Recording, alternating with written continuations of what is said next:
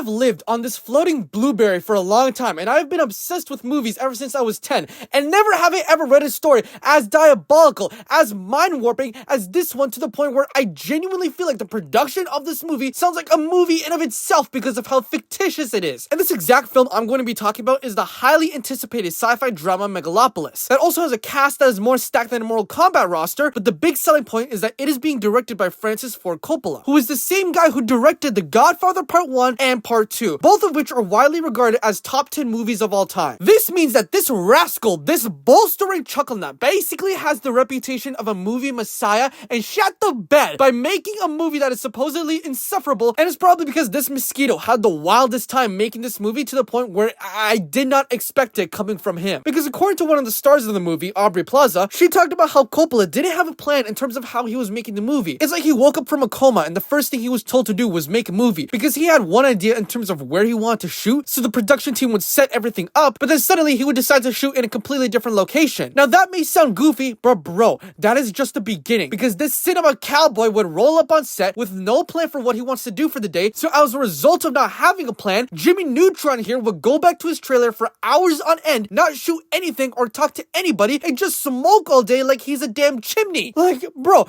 my man was given the keys to the universe of cinema. He has the privilege that many directors do not have, and that's the ability to make whatever he wants. And this gangster decides to let his days burn because he doesn't know what he wants to do. Like, this is the equivalent of starting a group project in school and fucking around during the abysmal amount of work hours we're given just so we could talk to each other. That is literally what's happening here. But on top of that, Coppola decided to fire most of the visual effects team, the production designer and art director decided to leave the project, the budget of the movie went up, and Coppola and Adam Driver had some beef on set as well. But last but not least, the cherry on top, the angel on the Christmas tree, was that Coppola allegedly pulled some random female extras to sit on his lap and kiss them in order to get them in the mood. Like, what wild Final Fantasy catastrophe was going on when they were making this movie? You got a goober smoking on the Zaza in his trailer because he doesn't know what the plan is, then he fires everyone on his crew like NBA players getting picked in the NBA draft, and now he's beefing with Kylo Ren, and now he's kissing extras to get them on the goofy juice and act better